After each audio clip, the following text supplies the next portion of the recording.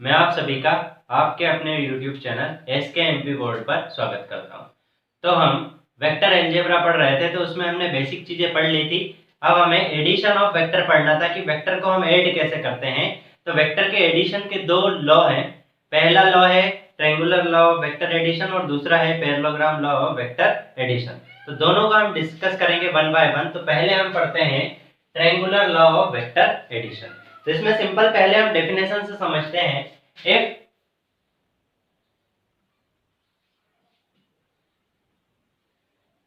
two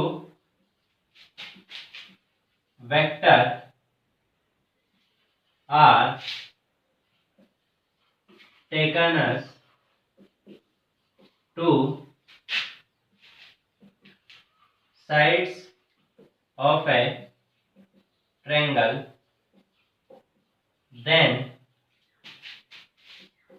their, यहाँ पर थोड़ा चेंज कर लीजिए। If two vector are taken as two sides of a triangle in a order, then their resultant is third side of a triangle taken in a opposite order।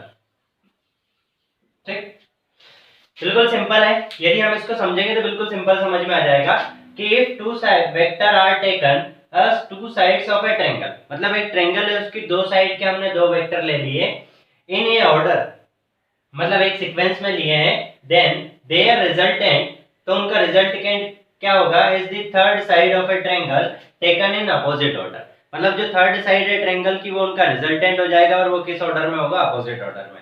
तो सबसे पहली बात है कि मैंने लास्ट लेक्चर में आपको बताया था कि अब हम फ्री वेक्टर पढ़ने वाले हैं। क्या पढ़ने वाले हैं? Free vector. तो यहाँ पर मैं उसी से आपको समझा रहा हूँ कि मान लो मैं दो फ्री वेक्टर लेता हूँ, एक वेक्टर ए लेता हूँ और एक वेक्टर बी लेता हूँ। फ्री वेक्टर मतलब इनको पैरेलली कैसे भी शिफ्ट कर सकते हैं। तो मान लो मैंने लिखा है यहां पर वेक्टर ए और यहां पर मैंने बना दिया vector B.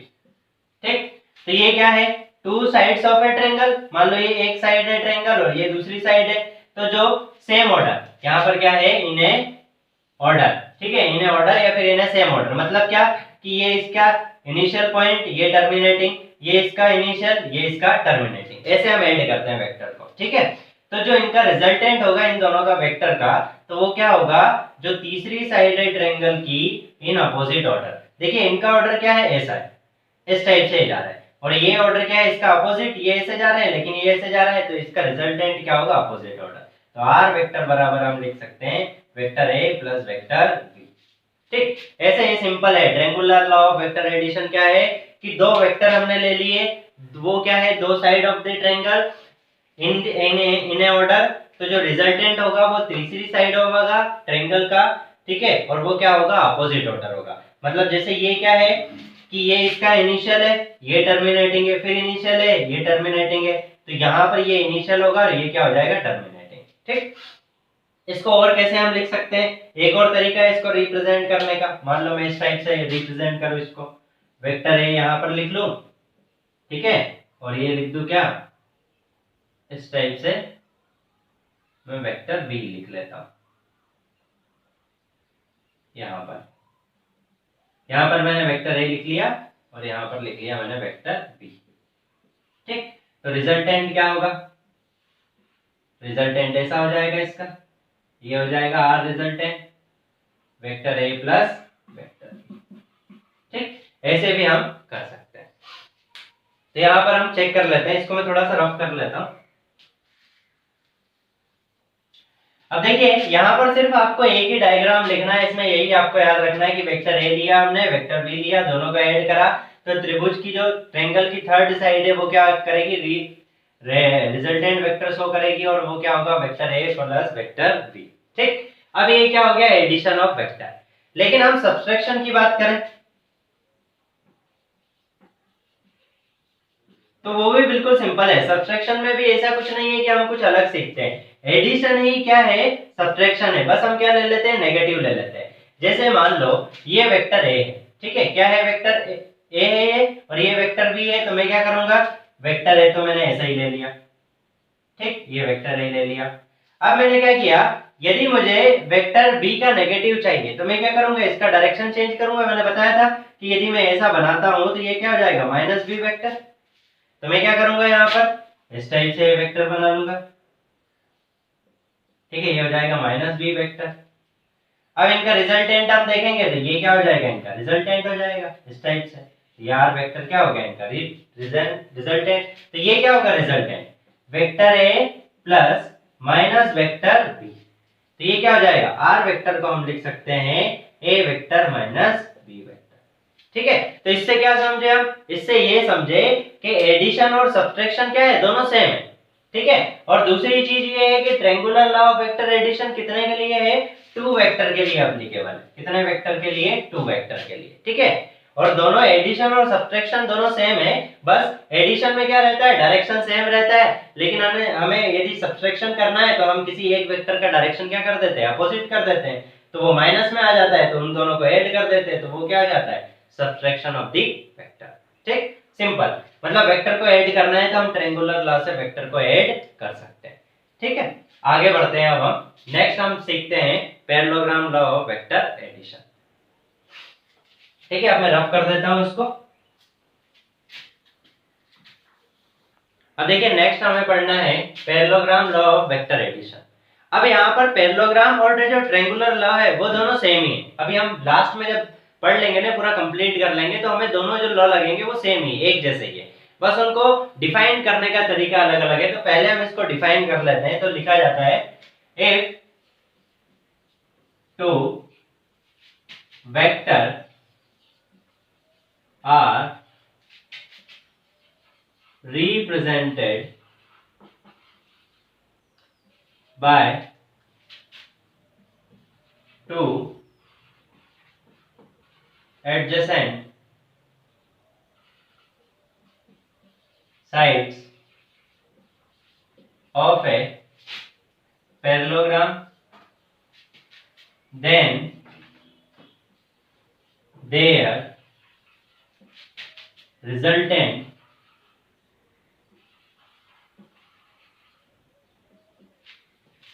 is represented by the diagonal of this parallelogram, ठीक। मान लो क्या बोलना चाह रहा है ये कि if two vector are represented by two adjacent side of a parallelogram, adjacent side मतलब आसपास की साइड। मान लो मैं दो साइड बनाता हूं ऐसे, मान लो ये पॉइंट P लिया मैंने, यहां से दो साइड, एक ये साइड बना ली और एक ये वाली साइड, ठीक है। तो ये क्या हुई, एडजेसेंट साइड, मतलब दोनों साइड क्या है, जुड़ी हुई है। अब मान लो ये वेक्टर A रिप्रेजेंट कर रहा है और ये वेक्टर क्या रिप्रेजेंट कर रहा है, B। तो आगे बोला है if two vector are represented by two adjacent side of a parallelogram. तो ये पैरेललोग्राम मैंने इस टाइप से बना लिया, ठीक है, ऐसा और इसको ऐसा। तो ये पैरेललोग्राम दिख रहा है आपको, ठीक है। Then their resultant is represented by the diagonal of the parallelogram. तो इनका रिजल्टेंट क्या होगा, R क्या होगा, ये जो डायगोनल है पैरेललोग्राम का, इसको हम क्या बोलेंगे, R वेक्टर, ठीक। अब यहाँ पर आप ध्यान से देखोगे तो आपको क्या दिखेगा कि मान लो ये B वेक्टर है, कौन सा वेक्टर है, B। तो ये भी क्या होगा, B वेक्टर होगा, क्योंकि देखिए यदि मैं इसको यहाँ पर ऐसे बना रहा हूँ तो इसका डायरेक्शन ऊपर है। अब पैरेललोग्राम में हमें पता है कि आमने सामने की जो साइड है उनका जो लेंथ होता है वो क्या होता है, बराबर। ये दोनों साइड जो है इनकी लेंथ बराबर होती है और ये दोनों क्या होती है, पैरेलल। ऐसा पैरेललोग्राम की प्रॉपर्टी होती है। ऐसे ही ये दोनों साइड क्या होगी, बराबर, और इनकी लेंथ भी क्या होगी, बराबर, ठीक है। और इनका डायरेक्शन भी, या फिर हम बोल सकते हैं कि दोनों एक दूसरे के क्या है, पैरेलल है। तो यहाँ से ये B वेक्टर है, तो मैं इसको भी क्या लिख सकता हूँ, ऐसा डायरेक्शन बना के, और इसको लिख सकता हूँ B वेक्टर। अब देखिए इसका डायरेक्शन भी ऊपर, इसका डायरेक्शन भी ऊपर, तो इसलिए मैंने B वेक्टर लिख दिया। ऐसे ही ये A वेक्टर है तो इसे एक और वेक्टर मैंने यहाँ पर बना दिया ऐसे, ठीक है, और इसको भी क्या लिख दिया मैंने, ए वेक्टर, और इसको मैंने लिख दिया बी वेक्टर। ठीक है, इसलिए हमने पैरेललोग्राम लिया है। क्यों? क्योंकि पैरेललोग्राम की जो आमने वाली साइड, अपोजिट साइड है, वो इक्वल होती है और पैरेलल होती है, इसलिए हम इसको पैरेललोग्राम लॉ में ऐड कर सकते हैं सिंपली। अब यहाँ पर आप देखोगे तो आपके ट्रायंगल बन रहा है, मान लो इसको ए बी सी और डी लूं मैं, तो यहाँ पर आप देखोगे तो आपके दो ट्रायंगल बन गए। पहला कौन सा ट्रायंगल हम ले लेंगे, triangle A B C. Triangle A B C में देखिए ए बी सी, तो यहाँ पर हम ट्रायंगुलर लॉ लगाए तो लगा सकते हैं क्या, सिंपली लगा सकते हैं, क्योंकि देखिए ये दोनों तो क्या हो गई, ट्रायंगल की साइड, और ये क्या हो गई, अपोजिट साइड। तो यहाँ पर हम लिख सकते हैं, क्या लिख सकते हैं, vector R equal to A vector plus B vector, ऐसा लिख सकते हैं। तो आर बराबर क्या आ गया हमारा, आर बराबर vector A plus vector B. ऐसे ही यदि हम दूसरे ट्रायंगल की बात करें, कौन से, triangle A D C, ADC की बात करें हम, तो इसमें क्या लिख सकते हैं, ए डी सी। तो यहाँ पर देखिए आर वेक्टर बराबर में क्या लिख सकता हूँ, vector B plus vector A, ऐसा लिख सकता हूँ। क्योंकि पहले देखिए इसमें हम गए ए बी और सी में गए, तो पहले ए वेक्टर आया फिर बी वेक्टर आया, लेकिन यदि हम ए डी और सी में जाएंगे तो पहले बी वेक्टर आएगा फिर क्या आएगा, ए वेक्टर आएगा। ठीक है, तो यहां से हम दोनों को, ये दोनों क्या है, सेम है, कैसे भी आप लिख सकते हो इसको, तो यहाँ पर रिजल्टेंट हमारा निकल कर आ गया। तो हम इससे बोल सकते हैं कि जो पैरेललोग्राम लॉ है और जो ट्रायंगुलर लॉ है वो दोनों क्या है, सेम है, उनमें कोई डिफरेंस नहीं है, दोनों सेम है, लेकिन हम इनको बस दो अलग अलग तरीकों से रिप्रेजेंट करते हैं। अब आप ये बोलोगे कि सर हमने ये हम पढ़ क्यों रहे हैं, मतलब triangular law of vector addition और parallelogram law of vector addition हम क्यों पढ़ रहे हैं, मतलब हम वेक्टर तो डायरेक्ट ऐड कर सकते हैं, फिर क्यों पढ़ रहे हैं। तो आप देखिए एक सिंपल सा मैं बेसिक कॉन्सेप्ट आपको बताता हूँ। यदि आपने करंट थोड़ा बहुत भी पढ़ा होगा करंट के बारे में, तो हमें पता है कि मान लो एक वायर है, ठीक है, यहाँ पर मान लो 3 एम्पियर करंट आ रहा है और यहाँ पर 4 एम्पियर करंट आ रहा है। ठीक है, तो टोटल करंट यहाँ पर यदि हमें पता करना है कि इस वायर में क्या होगा, ये भी क्या है, वेक्टर जैसा आपको लग रहा है कि यहाँ इधर करंट आया, इधर करंट आया, इधर से करंट चला गया आपका। ठीक है, और मान लो एक में बॉक्स लेता हूँ और उस पर मैंने फोर्स लगाया यहाँ पर इस टाइप से, ये मैंने लगाया फोर्स। ठीक है, अब क्या होगा कि यदि आपसे पूछा गया कि यहाँ पर आपका टोटल जो है वो कितना करंट हुआ, तो आप डायरेक्ट क्या बोल दोगे, 7 एम्पियर। क्या बोल दिया आपने, 7 एम्पियर, मतलब यहाँ से 3 आया, यहाँ से 4 आया, तो टोटल क्या हो गया, 7 एम्पियर। लेकिन ये जो फोर्स है, मान लो मैंने यहाँ से F1 फोर्स लगाया, ठीक है, और यहाँ से मैं क्या लगा दूं, F2 फोर्स लगा दूं, तो आप ये नहीं बोल सकते कि इस बॉक्स पर F1 प्लस F2 फोर्स लगेगा, ये क्या हो जाएगा, गलत हो जाएगा। क्यों? क्योंकि ये जो फोर्स है वो क्या है, वेक्टर क्वांटिटी है। तो वेक्टर क्वांटिटी को हम कैसे ऐड करते हैं, या तो हम पैरेललोग्राम लॉ ऑफ एडिशन लगाएंगे या फिर वेक्टर लॉ ऑफ एडिशन लगाएंगे। ठीक है, लेकिन ये क्या है, स्केलर क्वांटिटी है, तो स्केलर क्वांटिटी को हम डायरेक्ट ऐड कर सकते हैं, जैसे 3 यहाँ पर 4 तो यहाँ पर 7 आ गया। ठीक है, तो ये चीजें हमें पता करना है कि यदि हमें F1 और F2 दो फोर्स दिए हैं तो इनका रिजल्टेंट वेक्टर कैसे आएगा, तो वो कैसे निकालेंगे, तो वो या तो triangle law of vector addition use करेंगे या फिर parallelogram law of vector addition use करेंगे। लेकिन स्केलर क्वांटिटी में ऐसा नहीं है, उनको हम डायरेक्ट ऐड कर सकते हैं। तो यहाँ पर ये दोनों में डिफरेंस करने के लिए हमने ये दो लॉ बनाए हैं। मतलब सिंपल सी बात बोले तो वेक्टर क्वांटिटी को ऐड करने के लिए हमने दो लॉ बनाए हैं, क्योंकि वेक्टर क्वांटिटी को हम डायरेक्टली ऐड नहीं कर सकते। जैसे स्केलर को हमने डायरेक्ट ऐड कर दिया, वैसे हम वेक्टर को ऐड नहीं कर सकते। मतलब आप ऐसा नहीं बता सकते कि F1 F2 लगा है तो आप लिख दोगे कि इस पर फोर्स लगा है तो F1 प्लस F2, ये क्या हो जाएगा, गलत, ये सही नहीं है। ठीक है, तो इतना आपको समझ में आ गया होगा। अब हम आगे बढ़ते हैं, जैसे कि हमने यहाँ पर a प्लस बी लिखा और यहाँ पर b प्लस a लिखा, तो कोई इफेक्ट नहीं आया, तो ये क्या चीजें शो कर रहा है, तो इसके बारे में अब हम पढ़ेंगे। ठीक है, तो यहाँ पर सिर्फ आपको वेक्टर में कितना लिखना है, पैरेललोग्राम लॉ में इतना ही आपको लिखना है, बस इतना सही। और हम चीजें और थोड़ा सिंपल हम समझ ले तो और क्या समझ सकते हैं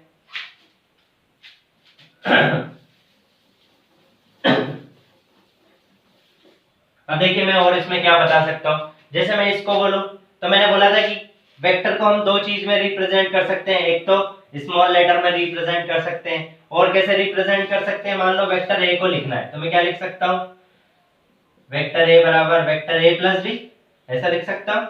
तो यहाँ लिख सकता हूँ vector A plus B plus vector B C, A plus B नहीं, vector A B plus vector B C equal to vector A C, ऐसा लिख सकता हूँ। ठीक है, ऐसा ही मैं ये कौन से ट्रायंगल में हो गया, ट्रायंगल ए बी सी में, ए बी और सी में। ऐसे ही जो ट्रायंगल ए डी सी में लिखना है तो मैं क्या लिख सकता हूँ, A D vector plus D C vector बराबर में क्या लिख सकता हूँ, ए सी वेक्टर। ठीक, सिंपल। तो यहां से आप ऐसा भी रिप्रेजेंट कर सकते हैं या फिर ऐसे भी रिप्रेजेंट कर सकते हैं, दोनों क्या है, सेम है। ठीक, आगे बढ़ते हैं अब नेक्स्ट, इसको मैं रफ कर देता हूं फिर आगे बढ़ते हैं। अब देखिए नेक्स्ट हम पढ़ेंगे प्रॉपर्टीज ऑफ वेक्टर एडिशन। मतलब यदि हम वेक्टर को ऐड करते हैं तो क्या क्या प्रॉपर्टीज फॉलो होगी, वो हमें चीजें सीखना है। ठीक है, तो पहली इसमें प्रॉपर्टी आती है हमारी, पहली कम्यूटेटिव। कम्यूटेटिव का मतलब क्या हुआ कि जैसे अभी हमने देखा था, हमने क्या देखा था, यदि मैं लिखता हूं vector A plus vector B equal to मैं लिख सकता हूं vector B plus vector A. ठीक, मतलब यदि मैं पहले वेक्टर ए को ले लूं या फिर वेक्टर बी को ले लूं, उससे कोई इफेक्ट नहीं होगा। मैं पहले ए को भी लिख सकता हूं या पहले मैं बी को भी लिख सकता हूं। जैसे यदि डायग्राम के थ्रू समझना चाहें तो मान लो मैंने वेक्टर ए लिखा, ठीक है, और ये वेक्टर बी बना लिया, तो ये रिजल्टेंट क्या आ गया हमारा, आर बराबर vector A plus vector B. ठीक, ऐसा हो गया। यदि मैं इसको रिवर्स करना चाहूं, कैसे, मान लो ये मैंने ए बना लिया, ठीक है, या फिर हम कर लेते हैं, इसको मैं बना लेता हूं वेक्टर ए बना लिया मैंने, यहां पर वेक्टर ए बना लिया और यहां पर हम बना लेते हैं ये वेक्टर बी। ठीक, अब यहां पर क्या है, रिजल्टेंट ऐसा हो जाएगा, ये हो जाएगा आर रिजल्टेंट।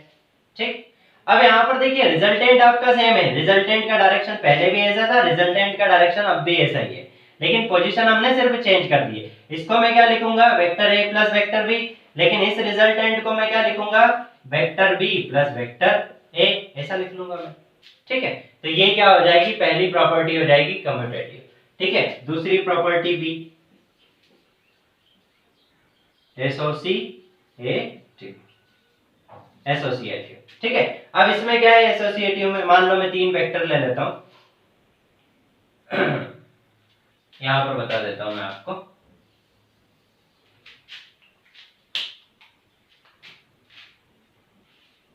मान लो वेक्टर ए है, ये वेक्टर बी है और ये वेक्टर सी। ठीक है, दोनों वेक्टर लिए हमने, तीन वेक्टर ले लिया अलग अलग, ए बी और सी वेक्टर ले लिए, और ये ले लेता हूं मैं वेक्टर डी। ठीक, अब क्या होगा, या फिर हम डी नहीं ले लेते हैं, इसको रिजल्टेंट हम बाद में ले लेंगे, ये सिंपल इतना सा आपको डायग्राम दिया गया है, इसी में हम करना है। अब मैं क्या क्या तरीके से इसको ऐड कर सकता हूं, देखिए इसको दो तरीके से ऐड कर सकता हूं। पहले देखिए, पहले मैं क्या करूं, यहां से ए लूं और इस पॉइंट को मिलाऊं, ठीक है, तो मैं इसको क्या लिख सकता हूं, vector A plus vector B, ऐसा लिख सकता हूं। पहले मैंने क्या किया, वेक्टर ए और वेक्टर बी दोनों को ऐड कर दिया, तो vector A plus vector B, triangular law लग गया। अब मैंने क्या किया, यहां से एक और लाइन ड्रॉ की, ये वाली। अब क्या है, अब ट्रायंगुलर लॉ लगेगा तो तीन साइड कौन कौन सी होगी, एक ये वाली और एक ये वाली और एक ये वाली, तीन साइड हो जाएगी। मतलब अब मैं देखूंगा तो अब मैं क्या लिख सकता हूं, अब मैं लिख सकता हूं vector A plus vector B, ये तो क्या हुआ, ये वाली साइड, ठीक है, और ये वाली साइड ये क्या है, सी, तो प्लस वेक्टर सी, तो ये क्या हो जाएगा, आर हो जाएगा। ठीक है, पहला तरीका ये हो गया। दूसरा,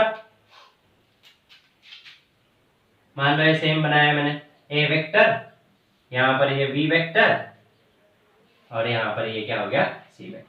अब किसी का मन, हमारा मन हुआ हमने वेक्टर ए और वेक्टर बी को ऐड किया, लेकिन मान लो हमें और कुछ ऐड करना है, ठीक है, और कुछ क्या ऐड करना है।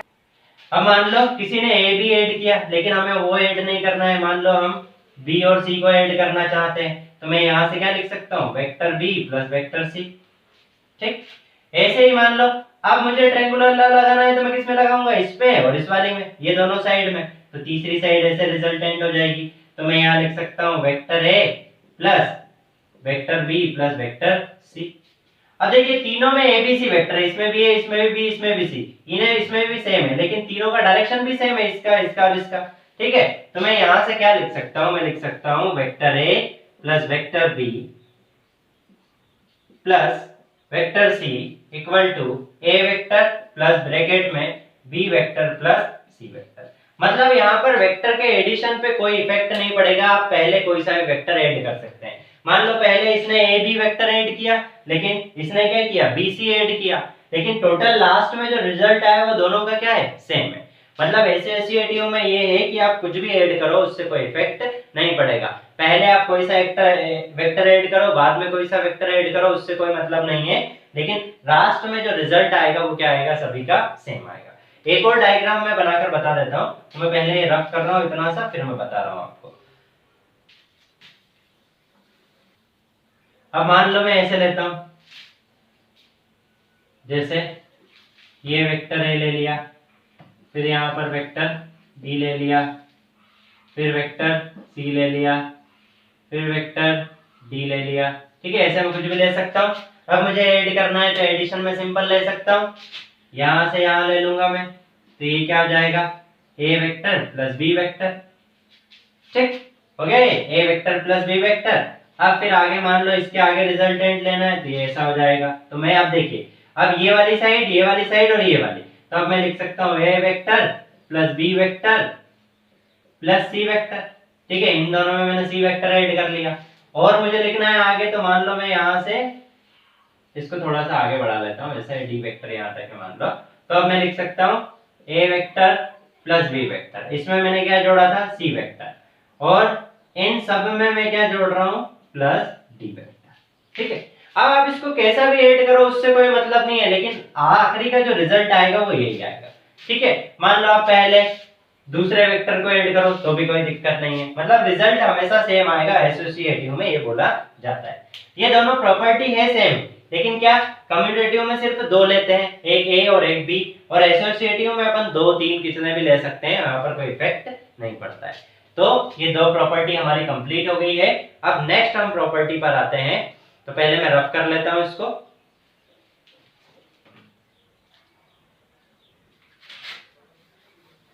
अब देखिए नेक्स्ट दो और हमें पढ़ना है, दो हमने पढ़ ली, कौन सी, कम्यूटेटिव और एसोसिएटिव। अब हमें पढ़ना है एडिटिव आइडेंटिटी और दूसरा एडिटिव इनवर्स आइडेंटिटी। ठीक, अब देखिए एडिटिव आइडेंटिटी क्या होती है कि कोई वेक्टर मान लो ए वेक्टर में लेता हूं, तो इसमें ऐसा वेक्टर ऐड करूं कि वापस इसका जो रिजल्ट है वो क्या आ जाए, ए वेक्टर आ जाए।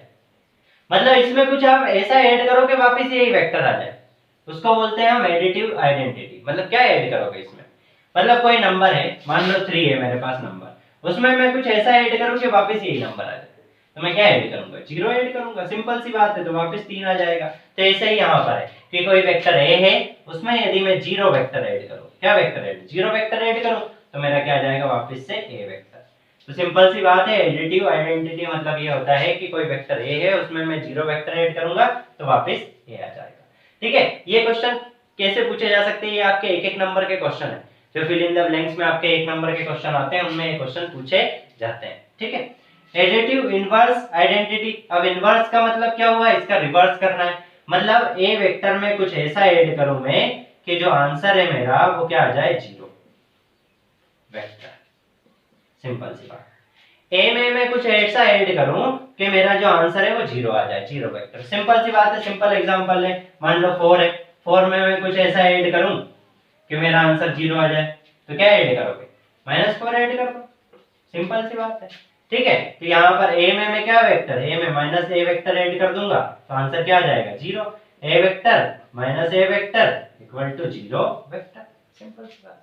ठीक है, तो ये दो आपको सिंपल याद रखना है। एडिटिव आइडेंटिटी और एडिटिव इनवर्स आइडेंटिटी। ये सिंपल है, आपको एक नंबर में बस याद रखना है, नाम देगा तो आपको समझ जाना है। उसने लिखा है एडिटिव आइडेंटिटी मतलब ऐसा वेक्टर ऐड करना है कि वापस वही आ जाए, तो जीरो वेक्टर ऐड कर देंगे। इनवर्स मतलब उल्टा करना है, मतलब जो दिया है उसी का reverse vector opposite vector add कर देंगे तो क्या आ जाएगा, जीरो वेक्टर। ठीक, अब आगे बढ़ते हैं हम नेक्स्ट। ठीक है, रब कर लेता हूं मैं इसको। अब देखिए नेक्स्ट टॉपिक हम पढ़ने वाले हैं कंपोनेंट ऑफ वेक्टर। वो एक्चुअली इस वीडियो में आ नहीं पाएगा, तो इसलिए हम वो नेक्स्ट लेक्चर में डिस्कस करेंगे। तो ये वीडियो आपको अच्छा लगा हो तो लाइक करें, सब्सक्राइब करें और ज़्यादा से ज़्यादा लोगों को शेयर करें, ताकि जो वीडियो हमारा है उसका सभी लोग बेनिफिट ले सकें। Okay, thank you guys, we will continue tomorrow.